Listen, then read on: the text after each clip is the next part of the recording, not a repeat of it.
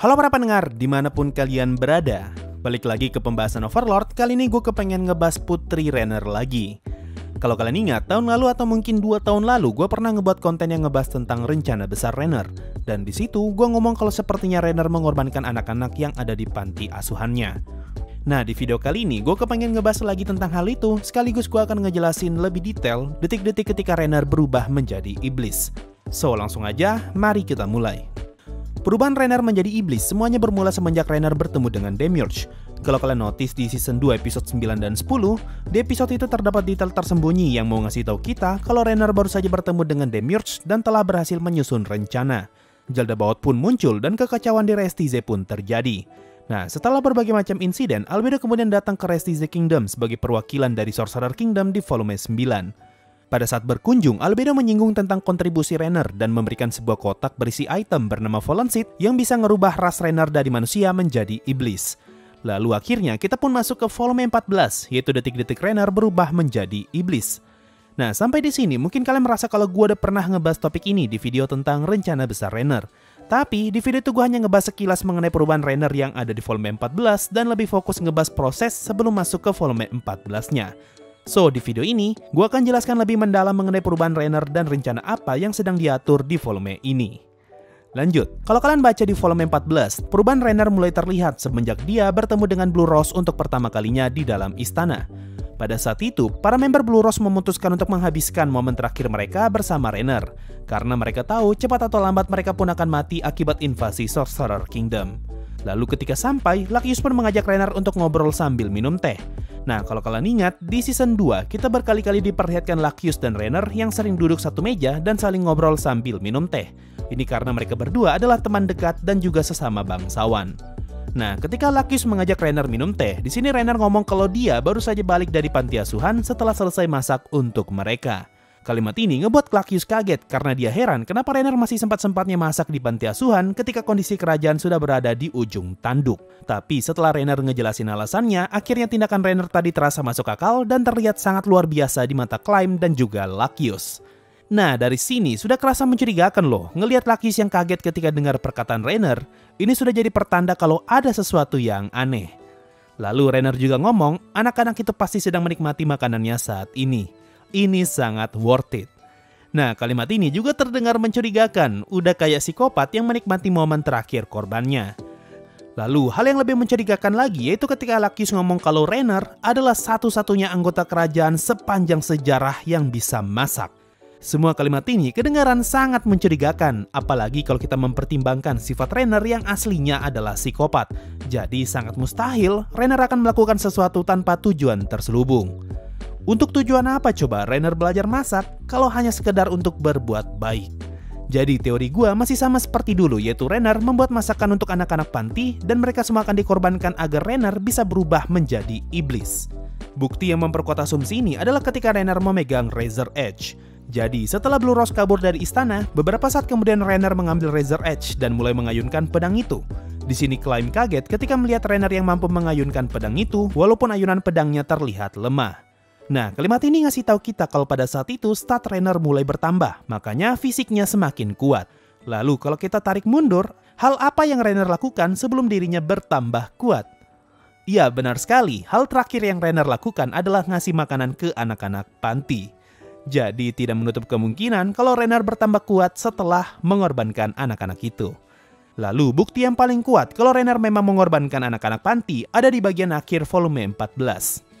Di sini, Renner mengucapkan terima kasih kepada Albedo karena telah membantu dia dalam mempersiapkan racun dan juga sandiwara di dalam ruang tahta. Nah, ketika pertama kali baca, gue merasa kalimat ini biasa aja. Tapi kalau dipikir-pikir lagi, emangnya kapan ya Renner gunain racun? Kayaknya sepanjang volume 14, hampir tidak pernah ada racun yang disinggung selain racun yang member Blue Rose gunakan untuk menumbangkan Lakius. Nah, asumsi yang paling masuk akal adalah Renner meracuni King Ramposa III sebelum akhirnya ditusuk menggunakan Razor Edge. Tapi kalau dipikir lagi, ngapain Renner harus ngeracunin raja? Kan kekuatan fisik Renner sudah semakin kuat, ditambah kondisi raja yang benar-benar lengah dan raja sedang tidak menggunakan item kerajaannya sama sekali, jadi harusnya Renner nggak butuh racun untuk bisa ngebunuh King Ramposa. Jadi menurut gua, racun yang Rainer singgung di akhir volume adalah racun yang dia masukkan ke dalam makanan untuk meracuni anak-anak panti. Makanya secara spesifik kita berkali-kali disinggung soal Rainer yang masak demi anak-anak panti. Tapi sekali lagi, perkara Rainer yang mengorbankan anak panti demi menggunakan item Fallen Seed masih sekedar teori. Andaikan di volume 14 nanti ada informasi yang ngasih tahu kalau item Fallen Seed membutuhkan pengorbanan agar penggunanya bisa berubah ras, maka teori Rainer dan anak panti bisa saja benar. Tapi untuk sekarang, mari kita anggap ini hanya sekedar teori. Lanjut, setelah Blue Rose kabur dari istana dan Bran memutuskan untuk pergi menantang Sorcerer King, saat ini di istana hanya tersisa Climb, Rainer, dan King Ramposa III. Rainer pun ngomong kalau dia ingin bersiap-siap sehingga dia masuk ke dalam kamarnya dan Climb pun berjaga di depan pintu. Tidak lama kemudian, Climb kaget ketika mendengar suara pintu yang terbanting dan dia melihat Rainer dengan penampilan yang belum berubah sama sekali. Ini adalah pertanda kalau Rainer belum selesai bersiap-siap tapi dia sudah keluar duluan. Rainer pun berlari ke arah kamarnya raja sambil membawa Razor Edge di tangannya. Lalu Rainer ngomong kalau dia kepikiran cara untuk setidaknya bisa membalas Sorcerer Kingdom. Sambil berlari, Rainer memberikan Razor Edge kepada Climb tanpa kehilangan momentum sama sekali. Bahkan Rainer mendobrak pintu kamarnya raja yang sebelumnya sudah dikunci Zanak. Di sini Climb heran kenapa Rainer bisa ngelakuin itu semua tanpa kehabisan nafas sama sekali. Padahal sebelumnya Climb sama sekali tidak pernah melihat Rainer berlari. Tapi setelah beberapa saat Climb membuang semua keraguannya itu. Nah, dari sini kita pun tahu kalau kekuatan fisik Rainer sudah bertambah besar sehingga dia mampu berlari tanpa kecapean dan mampu mendobrak pintu yang terkunci dengan mudah. Semua itu sudah pasti adalah efek dari Rainer yang mulai bertambah kuat setelah menggunakan Fallen Seed. Cuma, di sini ada satu pertanyaan, apa yang ngebuat Rainer sepanik itu? Menurut gua, Rainer panik karena dia mendapatkan informasi kalau Ainz bakalan datang. Buat yang lupa atau nggak tahu, Demiurge mengutus satu Shadow Demon untuk mengawal Rainer. Jadi mungkin saja selama Rainer bersiap-siap di dalam kamarnya, dia malah mendapatkan kabar kalau Ainz akan datang langsung ke istana dan hal ini ngebuat Rainer panik. Makanya Rainer langsung berlari keluar kamar tanpa sempat make up dan segala macamnya. Ini sesuai dengan perkataan Rainer di akhir volume yang ngomong kalau dia tidak menyangka Sorcerer King akan datang sendiri dan ikut mengambil peran dalam sandiwara yang dia buat. Awalnya, Rainer kepikiran untuk menunjukkan sebagian kemampuannya saja, tapi karena Sorcerer King malah ikut bermain dalam sandiwara ini, Rainer mau tidak mau harus menggunakan kemampuan penuhnya. Nah, ini semakin ngejelasin kalau memang terdapat perubahan dalam rencana yang Rainer buat, makanya dia bergegas keluar dari kamarnya dan langsung bertemu dengan King Ramposa III. Nah, setelah sampai ke dalam ruang tahta, Rainer pun meminta raja untuk melepas item kerajaannya dan mengeluarkan semua barang berharga kerajaan untuk disembunyikan. Climb kemudian diberi tugas untuk menyimpan barang-barang itu di tempat yang aman. Nah, di sini Rainer meminta raja untuk mengungkapkan rute rahasia yang ada di dalam istana agar Climb bisa dengan mudah mencapai tempat tujuan. Raja pun memberitahu letak rute itu dan Climb segera bergegas untuk menyembunyikan harta kerajaan. Nah, ketika balik, Climb melihat King Ramposa III yang terbujur kaku di atas lantai dan di sebelahnya ada Rainer yang seluruh bajunya penuh dengan darah.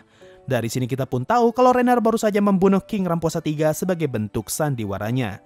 Climb lalu mencoba menyerang Ainz dan pada akhirnya Climb terbunuh dengan sihir Grasp Heart. Nah, ketika tersadar, Climb melihat Rainer yang sudah berada dalam wujud iblis dengan sayap hitam di belakangnya yang terlihat seperti sayap kelelawar. So, itu tadi cerita mengenai detik-detik Rainer yang berubah wujud menjadi iblis, dan sedikit pembahasan mengenai teori Rainer dan anak panti. Buat kalian yang kepikiran, kenapa gua bahas topik ini lagi? Karena gua rasa sekarang adalah waktu yang tepat untuk ngebuat pembahasan tentang volume 14. Berhubung volume 15 sedikit lagi mau rilis, ini bisa jadi momen yang bagus untuk merefresh ingatan kalian sekaligus ngebahas prediksi dan teori untuk volume 15 nanti. So, teori gua, Rainer menggunakan racun dan dimasukkan ke dalam makanan untuk meracuni anak-anak panti. Mungkin itu saja untuk video kali ini, makasih semua yang sudah mendengarkan sampai di titik ini. Sampai jumpa di video berikutnya, dan bye-bye! Sebelum masuk Saweria, gue ucapkan terima kasih banyak untuk para petualang Adamantite di bulan ini, yaitu sang Adamantite pertama El Nino Savelli, Overlord Nigredo Fans, dan si pendatang baru Joseph Rafael Andre. Yo, waktunya Saweria ada dari Aris, tempat beli light novel Muisagem no Phantom World yang resmi di mana Sensei? Yang bahasa Inggris, gue kok cari di e-commerce Indo nggak ada ya Sensei? Gini, kalau light novel gue selama ini nyarinya di Tokped, tapi kalau di Tokped tidak ada, ya mau tidak mau memang harus nyari di luar bro. Dan ada dari MW Vector, Bang, request anime Bel-Air, Ryuto Sobakasu Hime. Sama kalau mau dibuatin Vector Face, kalau mau DM @triono_Muhammad017. Oke, bukannya nggak mau ya bro, tapi setahu gua Bel itu cuma ada di CGV deh. Nah, masalahnya di tempat gua itu cuma ada XX1, jadinya gua nggak bisa nonton. By the way, thank you tawarannya. So itu tadi dari Saweria, makasih semua yang sudah donasi dan gabung jadi membership. Thanks a lot, and bye-bye.